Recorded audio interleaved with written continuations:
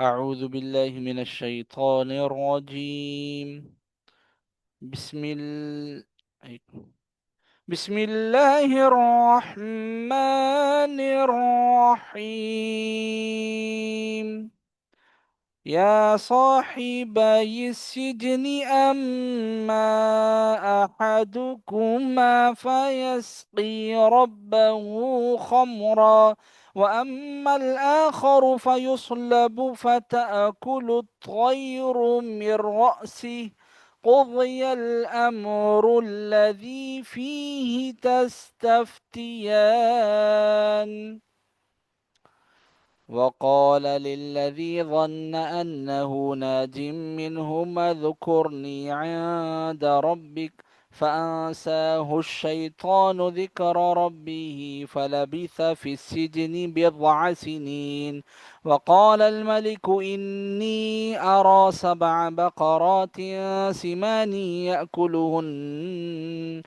يأكلهن 7 عجاف و7 سنبلات خضر وأخر يابسات. يا أيها الملأ أفتوني في رؤياي إن كنتم للرؤيا تعبرون.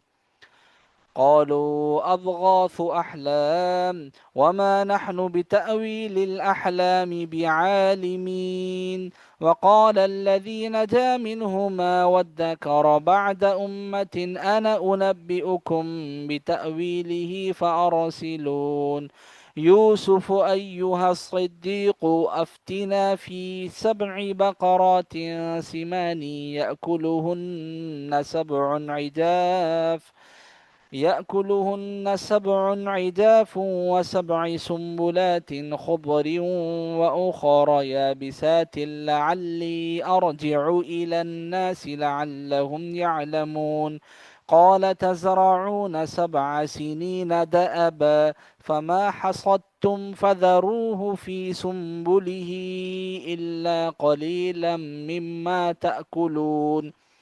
ثم يأتي من بعد ذلك 7 شداد يأكلن ما قدمتم لهن إلا قليلا مما تحصنون.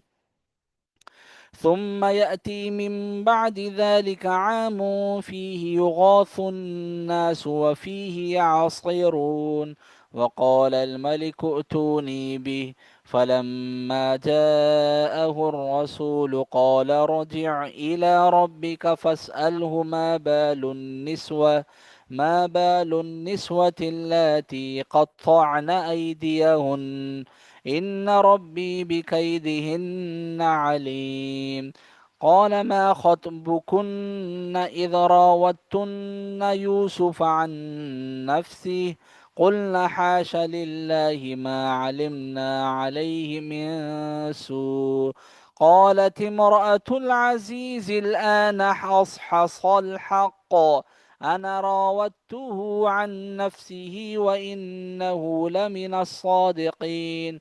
ذلك ليعلم أني لم أخنه بالغيب وأن الله لا يهدي كيد الخائنين.